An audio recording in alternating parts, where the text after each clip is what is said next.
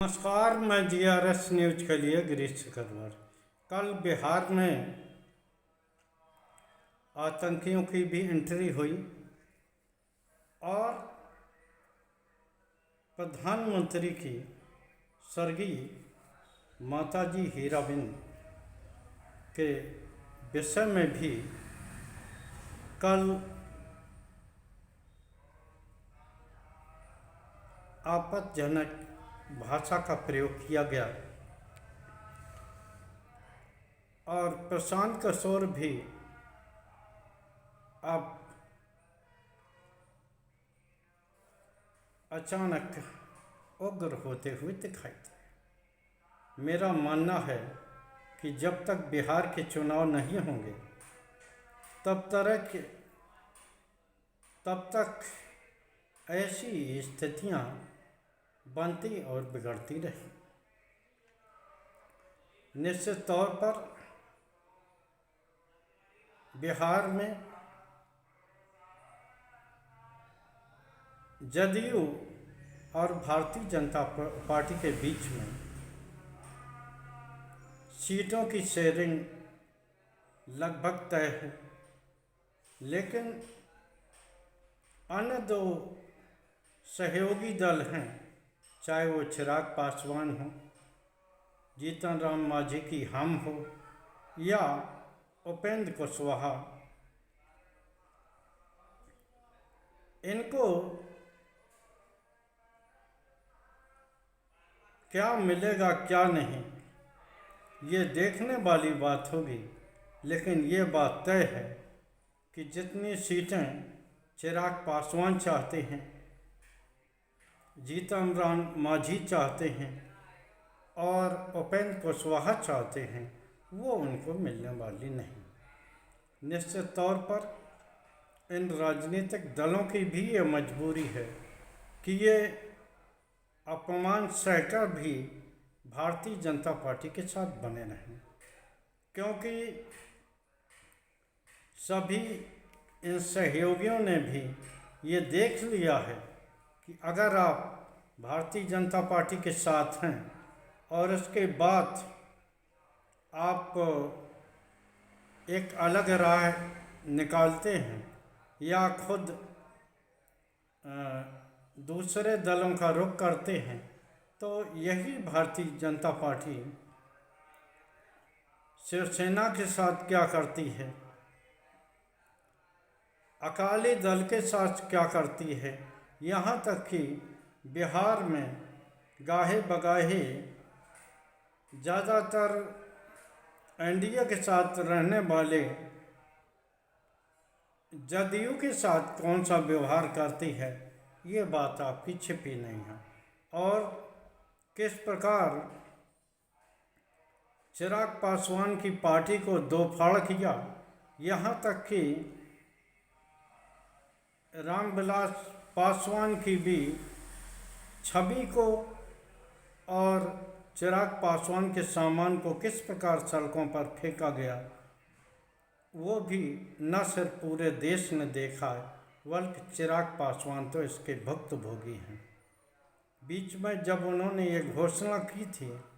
कि वो बिहार में, पूरे बिहार में सभी सीटों पर चुनाव लड़ेंगे, तो किस प्रकार उनके निकटतम सहयोगी पर ईडी और सीबीआई के छापे पड़े थे। तो भले ही ये दल आपको नाराज दिखाई देते हों, लेकिन इन लोगों की ये मजबूरी है कि ये अपमान सहकर भी भारतीय जनता पार्टी के साथ रहेंगे, क्योंकि ये अच्छे से जानते हैं कि अभी जो सत्ता की मलाई इन्हें मिल रही है, न सिर्फ उस मलाई से ये महरूम होंगे, बल्कि इन्हें केंद्र सरकार की या कहीं जांच एजेंसियों की जांच प्रक्रिया से भी गुजरना होगा, जैसा कि इन्होंने विपक्षी दलों के साथ देखा और अपने उन सहयोगियों के साथ होता देखा जो लगातार भारतीय जनता पार्टी को सहयोग देते रहे हैं। खैर, ये मामला भी कल बहुत तूल पकड़ा कि किस प्रकार वोट अधिकार यात्रा के दौरान प्रधानमंत्री के मां के विषय में, जो कि स्वर्गीय हो चुकी हैं, उनके विषय में भी आपत्तिजनक बातें मंच से कहेंगे और प्रधानमंत्री के खिलाफ किस प्रकार राहुल गांधी अभद्र भाषा का प्रयोग करते हैं, यानी कि तू तलाक की भाषा का प्रयोग करते हैं। निश्चित तौर पर व्यक्तिगत तौर पर मेरा ये मानना है कि विचारधारा के लेकर आप असहमत आपके बीच में हो सकती है, आप अलग अलग विचारधारा के हो सकते हैं, आपकी निश्चित तौर पर किसी भी सरकार की नीतियों को लेकर आप असहमत जता सकते हैं, लेकिन किसी पर भी व्यक्तिगत आक्षेप लगाना मेरे ख्याल किसी भी दशा में उचित नहीं है, लेकिन ये दोनों पक्षों पर लागू होता है। आपको ध्यान हो कि कई बार न सिर्फ सत्ताधारी दल के सांसद, मंत्रियों, यहाँ तक कि प्रधानमंत्री ने भी सोनिया के विषय में किस प्रकार की भाषा का प्रयोग किया, जो कि राहुल गांधी की भी माता है। और स्वर्गीय की उन्होंने बात कही तो किस प्रकार शशि थरूर की स्वर्गीय पत्नी के विषय में 50 करोड़ के गर्लफ्रेंड की बात इन्हीं महामानव प्रधानमंत्री ने की थी। तो क्या किसी भी मान अपमान को अब पिक एंड चूज की दृष्टि से चुना जाएगा कि खुद अगर किसी को अपमानित करते हैं तो कोई बात नहीं, लेकिन बात जब खुद पर आएगी तो उसे आप झट से मान अपमान से जोड़ लेंगे। इधर प्रशांत किशोर ने भी बिहार में अब उनकी भी जबान फिसलने लगी है, क्योंकि इस बार वो भी चुनाव लड़ रहे हैं, लेकिन जिस प्रकार राहुल गांधी और तेजस्वी यादव की वोट अधिकार यात्रा में भीड़ जुट रही है, मैं ये नहीं कहता हूँ कि ये भीड़ वोटों में कन्वर्ट होगी, लेकिन जिस प्रकार भीड़ जुट रही है उसने न सिर्फ राजनीतिक दलों के कान खड़े कर दिए हैं, यहाँ तक कि भारतीय जनता पार्टी भी इस बात को लेकर असहज प्रतीत होती है। जैसा कि मैंने पहले बताया कि अपमान सहने के बाद भी उनके सहयोगी दल भारतीय जनता पार्टी के साथ ही चुनाव लड़ें, देखने को या बार्गेनिंग करने को वो निश्चित तौर पर ये कहते रहेंगे कि उन्हें इतने सीटें दी जाए, इतनी सीटें दी जाएं, और रूठना मनाना भी दिखाई देता रहेगा ताकि उन्हें कुछ तो सीटें मिल जाएं। नहीं तो जो लोग रूठे नहीं हैं, जो चुपचाप रहे हैं, तो उन्हें एक भी सीट नहीं दी गई है। जैसे आपको ध्यान हो, उत्तर प्रदेश के 2 सहयोगी दल हैं, एक सुहेल देव पार्टी के